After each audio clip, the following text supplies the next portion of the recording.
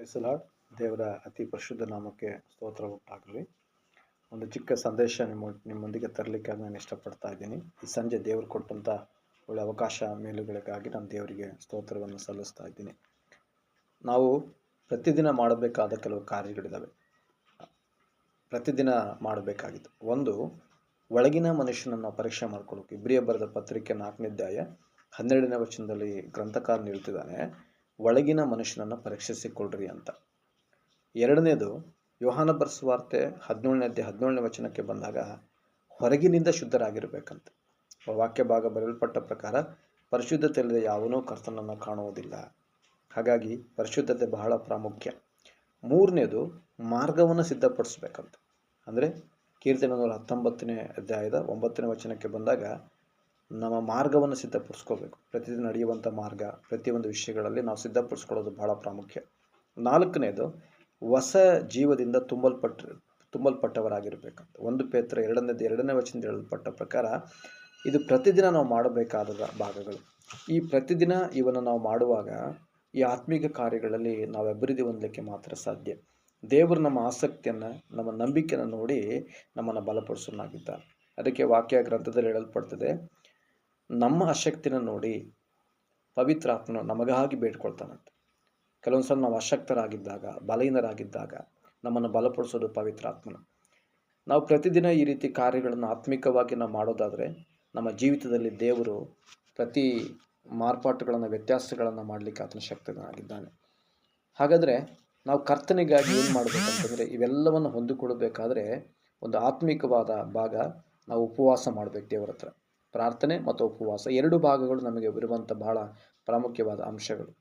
ಇಲ್ಲಿ ಯಾವ ರೀತಿ ಉಪವಾಸ ಮಾಡಬೇಕಂತ ಹೇಳ್ತದೆ ಅಂದರೆ ವಾಕ್ಯ, ಅಂದರೆ ಕರ್ತನನ್ನು ಮೆಚ್ಚಿಸುವಂಥ ಉಪವಾಸವನ್ನು ಮಾಡಿರಿ ಅಂತ ಹೇಳ್ತದೆ.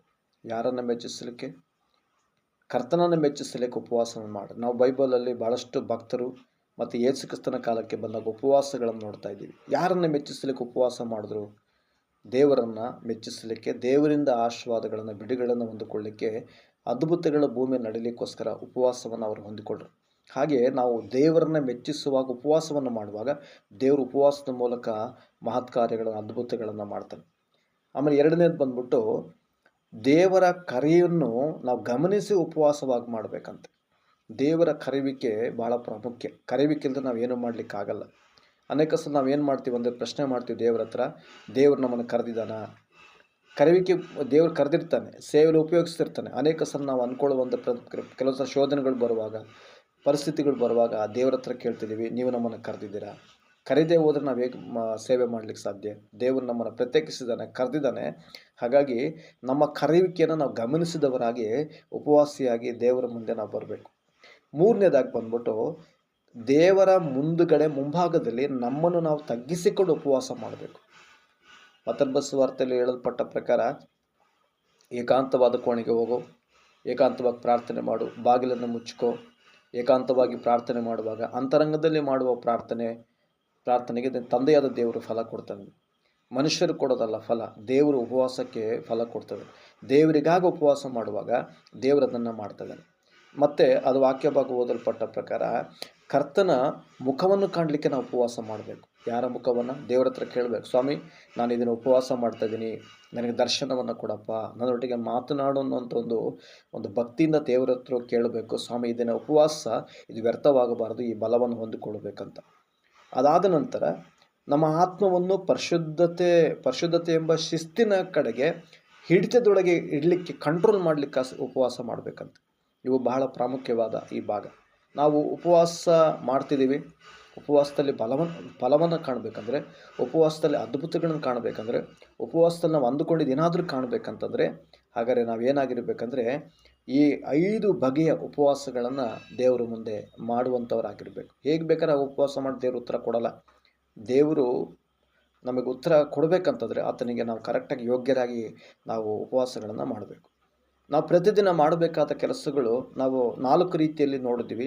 ಈ 4 ರೀತಿಯಲ್ಲೂ ಕೂಡ ಇದನ್ನು ನಾವು ಪರೀಕ್ಷೆ ಮಾಡಿಕೊಂಡು ಆತನ ಮುಂದೆ ಉಪವಾಸಗಳಾಗಿದ್ದು ಆತನ ಮುಂದೆ ಬಂದಾಗ ಆತನ ಅದನ್ನು ಎಲ್ಲವನ್ನು ಮಾಡಲಿಕ್ಕೆ ಶಕ್ತನಾಗಿದ್ದಾನೆ. ಹಾಗಾಗಿ ನಾವು ಮನುಷ್ಯರನ್ನು ಮೆಚ್ಚಿಸಲಿಕ್ಕೆ ಯಾವುದೂ ಮಾಡಬಾರ್ದು, ದೇವರನ್ನು ಮೆಚ್ಚಿಸಲಿಕ್ಕೆ ನಾವು ಮಾಡಬೇಕು.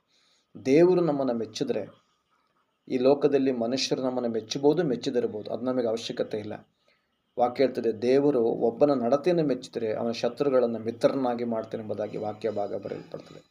ಯೇಸುಕ್ರಿಸ್ತನ ಭಾಳಷ್ಟು ಕಡೆ ನಾವು ನೋಡುವಾಗ ಯೇಸುಕ್ರಿಸ್ತನು ಕೂಡ ಕೆಲವೊಂದು ವಿಷಯಗಳಲ್ಲಿ ಆತನ ಕೆಲವು ತೀರ್ಮಾನಗಳನ್ನು ಈ ಭೂಮಿಯಲ್ಲಿದ್ದಾಗ ತೆಗೆದುಕೊಳ್ತದೆ. 3.5 ವರ್ಷಗಳ ಕಾಲ ಶಿಷ್ಯರಿಗೆ ಬೋಧಿಸ್ತಿದ್ದಾನೆ, ಇದನ್ನು ಈ ರೀತಿಯಾಗಿ ಕ್ರಮಬದ್ಧವಾಗಿ ಮಾಡಿ ಅಂತ. ಹಾಗೆ ಯೇಸುಕ್ರಿಸ್ತ ನಮಗೆ ಬಿಟ್ಟು ಹೋದಂಥ ಈ ಬೋಧನೆ ಶಿಷ್ಯರ ಮೂಲಕವಾಗಿ ನಮಗೆ ಕೊಡಲ್ಪಟ್ಟಂಥ ಕೆಲವೊಂದು ಪತ್ರಿಕೆಗಳಲ್ಲಿ, ಸುವಾರ್ತೆ ಭಾಗಗಳಲ್ಲಿ ನಾವು ನೋಡುವಾಗ ಅದನ್ನು ಅದರ ಪ್ರಕಾರವಾಗಿ ಮಾಡೋದಾದರೆ ನಮಗೆ ದೇವರು ಸದುತ್ತರವನ್ನು 100% ನಮಗೆ ಕೊಡಲಿಕ್ಕಿದ್ದಾನೆ. ಈ ಉತ್ತರವನ್ನು ಹೊಂದಿಕೊಳ್ಳಬೇಕಾದ್ರೆ ಒಂದು, ಪ್ರತಿದಿನ ಮಾಡಬೇಕಾದ ಕಾರ್ಯಗಳನ್ನು ಕರ್ತನಿಗೋಸ್ಕರ ಮಾಡಿದ್ರೆ, ಎರಡನೇದು ಕರ್ತನಿಗೋಸ್ಕರವಾಗಿ ನಾವು ಹೇಗೆ ಉಪವಾಸ ಮಾಡಬೇಕನ್ನುವಂಥದ್ದು ಕಲಿತ್ರೆ ಅದನ್ನು ಮಾಡಲಿಕ್ಕೆ ಸಾಧ್ಯ. ಇವೆಲ್ಲವೂ ನಮಗೆ ಆಗಲ್ಲ ಅನ್ನೋ ಪಕ್ಷಕ್ಕೆ ಬಂದಾಗ ದೇವರ ಹತ್ರ ಕೇಳಬೇಕು, ಸ್ವಾಮಿ ನನಗೆ ನೀನು ಕಲಿಸ್ಕೊಡು ಪವಿತ್ರಾತ್ಮನೇ, ನೀನು ನನಗೆ ಕಲಿಸಿಕೊಡುವಂಥ ಪವಿತ್ರಾತ್ಮನ ಕೇಳಿದಾಗ ಪರಿಶುದ್ಧಾತ್ಮನ ಅದನ್ನು ಮಾಡಲಿಕ್ಕೆ ಶಕ್ತನಾಗಿದ್ದಾನೆ. ಓಕೆ, ದೇವರು ಈ ಚಿಕ್ಕ ಸಂದೇಶದ ಮೂಲಕ ನಿಮ್ಮನ್ನು ಆಶೀರ್ವದಿಸಲಿ. ದೇವರು ನಮಗೆ ಸ್ತೋತ್ರ. Thank you. God bless you. Praise the lord.